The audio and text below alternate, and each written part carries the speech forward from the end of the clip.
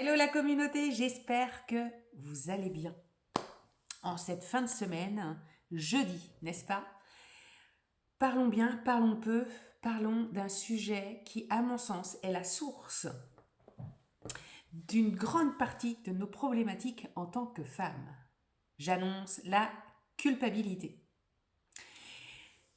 Alors c'est un sujet sur lequel il y a de fortes chances que je parle énormément parce que ça vient jouer sur différents niveaux, différents plans, différents sujets. Aujourd'hui, je parlerai de particulièrement cette chose que j'entends perpétuellement avec toutes les femmes que j'accompagne, peu importe la méthode d'accompagnement, des choses que j'ai beaucoup dites et je me dis encore parfois, je m'entends le dire, je n'ai pas le temps. La réalité, c'est que tu n'as pas de problème de temps. Les journées sont les mêmes pour tout le monde, 24 heures. La réalité, c'est que tu as un problème de culpabilité. Il y a quelque chose qui est inconscient sur ce plan-là, ou parfois conscient, mais qui se joue de l'ordre de la culpabilité. Quand on n'a pas le temps, c'est parce que on est potentiellement dans ce stéréotype de la femme qui est dévouée, attentionnée, toujours disponible pour les autres. Ça veut dire quoi? Ça veut dire que lorsqu'on ne correspond pas aux attentes, lorsqu'on est dans un espace où on est dans le non, là on commence à flipper. Notre cerveau il part en couille, on commence à s'auto-juger, à se mettre dans la case de je suis pas une bonne mère, je suis pas une bonne copine, je suis pas une bonne amoureuse, je suis pas une bonne salariée, je suis pas une bonne entrepreneuse. Et au final, on nous a tellement appris également dans notre notion culturelle que les femmes doivent prioriser les autres avant soi, que dès qu'on prend du temps pour nous, on part dans un mode culpabilité. D'ailleurs même, on ne sait même pas le faire. On est loin d'être la première sur notre to-do list, on est peut-être la 10e, voire inexistante. Pourquoi? Parce qu'il y a cette notion de donner en permanence à l'autre. Et du coup, on s'épuise énergétiquement, on s'épuise physiquement. Dis-toi bien que à chaque fois que tu dis oui à quelqu'un alors que tu penses non, tu es dans une fuite énergétique. Ce qui amène de la fatigue, des problématiques physiques, des maladies. Et ça va toucher ta confiance en toi, ton estime de toi, la valeur que tu te portes. Alors parfois, on essaye de trouver qu'est-ce qui bloque. Ce qui bloque, c'est cet espace-là, notamment. Cette culpabilité de ne pas être la représentation idéale que l'autre aimerait qu'on soit. Et au final, on rentre dans un espace, comme je dis souvent, tu joues le caméléon, tu portes des masques pour soi-disant être aimé de l'autre, alors que l'autre, il finit par t'aimer pour ce que tu fais, non pas pour qui tu es. Je dirais qu'il y a aussi cette notion que je retrouve beaucoup dans mes accompagnements et que moi j'ajuste très très régulièrement dans ma vie, c'est la difficulté à trouver l'équilibre vie pro, vie perso. Je sais pas si t'es comme moi, mais en tout cas, je ressens souvent cette notion où quand je suis avec mes enfants, quand on est dans un espace familial, si ça tombe sur la semaine, ça peut me créer des contractions. Genre, putain, mais si t'es là, t'es pas dans ton entreprise. Et puis ça va me noter ce truc-là pourri dans la tête de est-ce que tu crois que c'est ça qui va faire marcher ton entreprise? Est-ce que c'est ce qui va te permettre d'être connu? Est-ce que c'est ce qui va te permettre de faire en sorte de pouvoir faire bouffer tes enfants? Et puis il y a toute une notion de pression autour de ça. Alors que c'est l'inverse quand tu es dans ta vie pro. Ça vient te chercher dans la notion de je vois pas grandir mes enfants, je passe pas beaucoup de temps avec mes enfants, tes enfants qui peuvent te faire le reproche d'ailleurs. Cette notion de je joue pas assez, je cuisine pas assez, je partage pas assez, je suis pas assez présente, je les écoute pas assez, je vis pas assez de moments avec eux, je les vois pas grandir. Ça, tu le vis en tant qu'entrepreneur comme en tant que salarié. Je me rappelle quand je travaillais chez Maison du Monde, j'avais la même notion. C'est-à-dire que vu les horaires que je faisais et vu comment je travaillais, il était. Si je voyais mes enfants 1 heure par jour, c'était déjà pas mal, quoi. Et je me dis, c'est fou. Parce qu'on se sent coupable de ça. On se sent coupable et je voudrais te dire que je trouve que le mot est fort. Pourquoi? Parce que coupable. Quand est-ce qu'on utilise ce mot? Sérieux. Quand quelqu'un est accusé de quelque chose de grave. Quand on parle d'accusation, quand on parle d'accusé, quand on parle de coupable, on parle de justice. Et je voudrais te poser la question, est-ce que tu ne trouveras pas ça injuste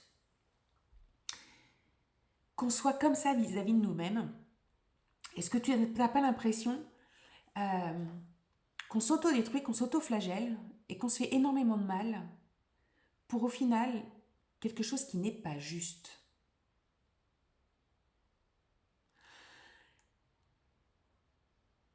Cette semaine, j'ai organisé un cercle de femmes autour de ce thème-là et mon Dieu, comme c'était lourd. Comme c'était lourd. La souffrance, les blocages internes physiques, la douleur physique que c'est venu révéler. Parce que oui, la culpabilité va faire en sorte de te toucher émotionnellement et physiquement. Et je voudrais dire que oui, c'est la base parce que, au fond, je me rends compte que tous les accompagnements que je fais avec les hommes, les femmes, les couples ne parlent principalement que de culpabilité. Pourquoi? Parce qu'on est soit trop, pas assez, on n'en fait pas assez, on en fait trop, jamais au bon endroit, jamais au bon moment, pas avec le bon comportement, est-ce que j'ai dit ce qu'il fallait dire? On remet tout en question. Je suppose que tu as vécu comme moi des situations où tu dis ce que tu ressens et tu passes une nuit à ruminer tout ce que tu as dit parce que tu as peur que la personne n'ait pas bien interprété, mal interprété. T'as peur de la séparation, du conflit, t'as peur que tu t'en manges plein la gueule, de ne pas avoir pris la bonne décision. En fait, tu te remets sans cesse en question. Tu te sens coupable de tout et de rien. Et au fond, je trouve que c'est vraiment quelque chose qui nous bouffe la vie. Alors, je dirais pas que c'est pas présent chez les hommes, mais d'une manière différente. Et je trouverais que le mot culpabilité a une résonance, une fréquence vibratoire qui, à mon sens, est vraiment lourde à porter. Alors, bien évidemment, l'idée, c'est d'accepter qu'elle fera partie de nous, entièrement partie de nous, et je pense que c'est une utopie de croire que elle disparaîtra un jour. Pourquoi? Parce qu'elle fait partie des émotions, de la palette des émotions qu'on a toutes à ressentir. Et je pense encore une fois que comme toute émotion, comme la colère, la tristesse, ces émotions qu'on dirait négatives ou pas agréables, sont au fond simplement des émotions qui nous ramènent à fais gaffe parce que tu n'as pas pris soin de toi, fais gaffe parce que tu t'es pas mise en priorité. Elles nous amènent à nous poser pour créer un ajustement, tout comme la culpabilité. En quoi te sens-tu coupable? Tu vois? Et c'est en là où je voudrais te ramener à un espace de libération, de d'abord la reconnaître, l'accepter pour l'exprimer. Pourquoi? Parce que ce que j'ai remarqué, c'est qu'on la met souvent sous le tapis tellement on a honte. Donc on ne veut pas la reconnaître, on fuit et on la vire le plus vite possible, cette culpabilité, mais n'empêche que c'est comme un rat à l'intérieur de nous qui fait que de nous bouffer, à laquelle on donne aussi de la nourriture quotidiennement. Ensuite, je voudrais que tu rentres dans un espace beaucoup plus doux avec toi. Parce que, comme je le disais, je trouve qu'on n'est vraiment pas sympa avec nous.